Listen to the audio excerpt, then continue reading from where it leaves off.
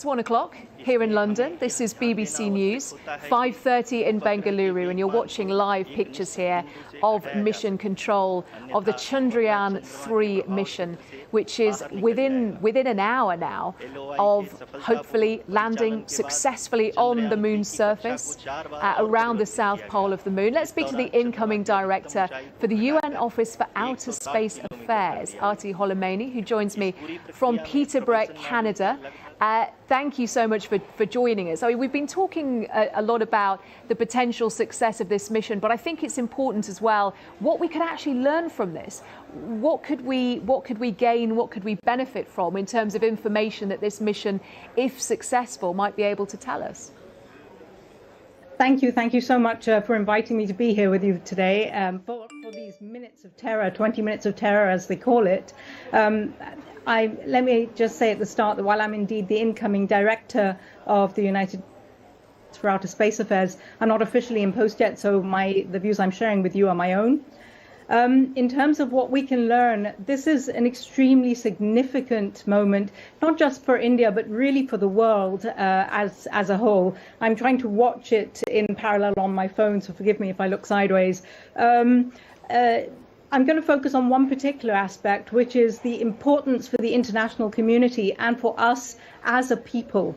I'm sure many people are aware that we're exploring putting colonies and bases on other planets in order to create alternatives and survive the effects of climate change, disease, and so on.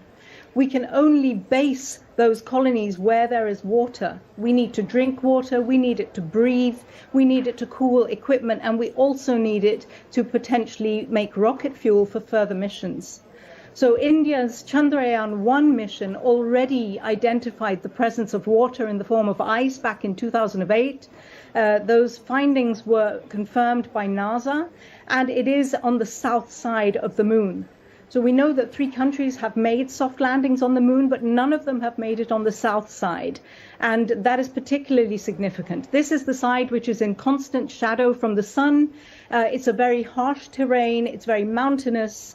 For the moment, it's unexplored. So the only data that we have is either from crash landings or from the orbiters which are going around the moon.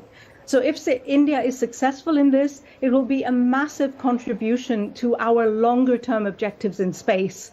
And it will be preparing the ground for those future missions and putting a moon base and eventually a colony on the moon.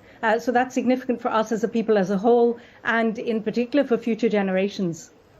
It's interesting, isn't it, when you think that we landed on the moon so many years ago now, and then the push was to go further and further, but the interest has been reignited again close to home, hasn't it?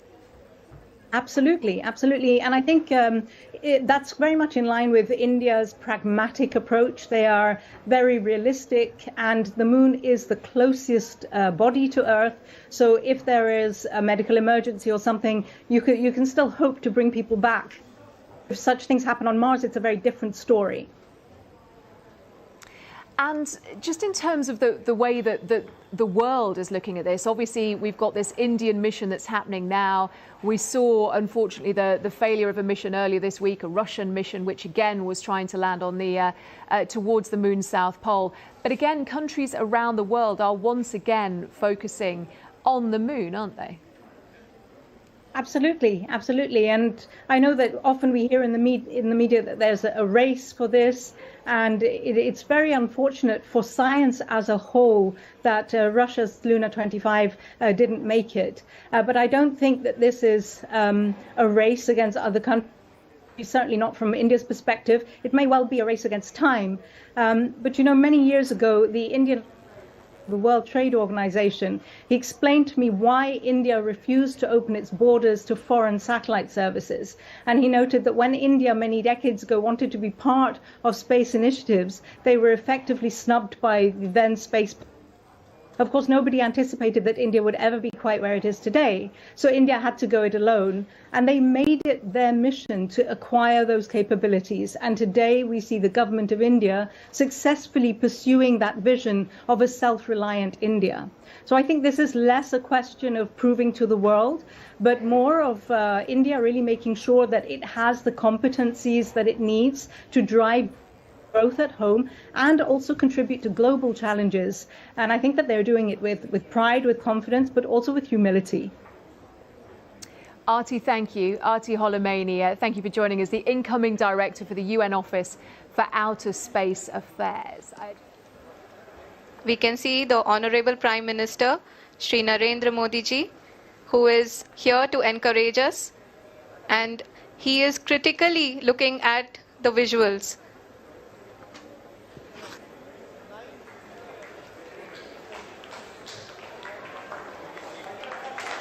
जी हाँ, आप अपनी screen पे देख सकते हैं कि हम lander module People are applauding.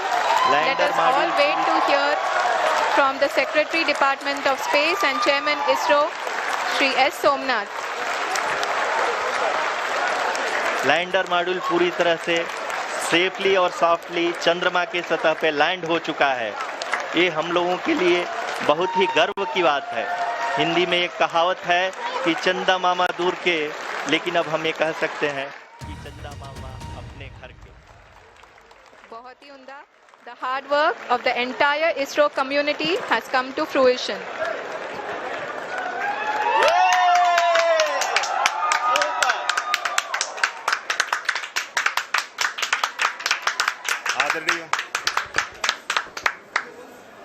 Now on the moon, this is a landmark moment.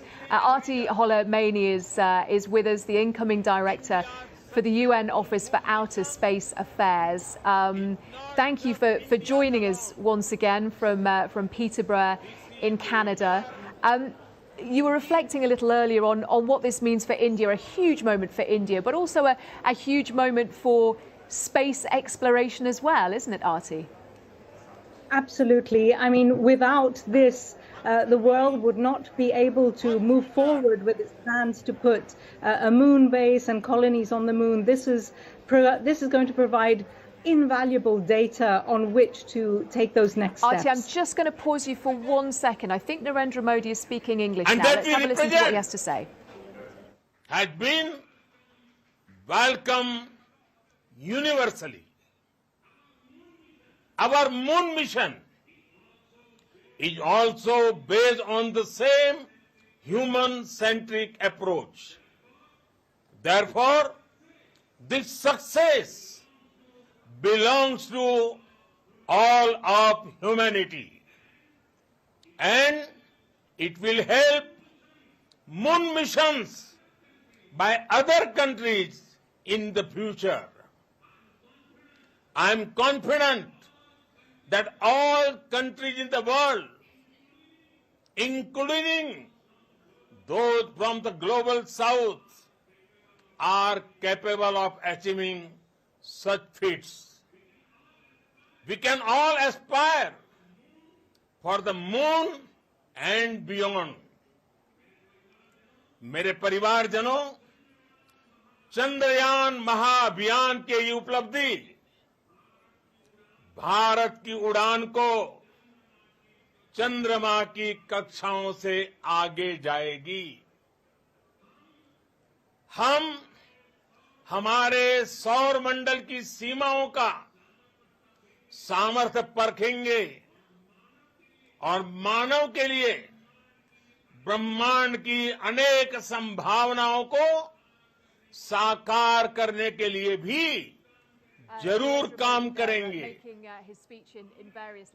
हमने भविष्य के लिए about the scientific benefits of this mission that he was talking about, but also he was saying that this is a moon mission for all humanity. He was talking about the importance of this moment for the global south.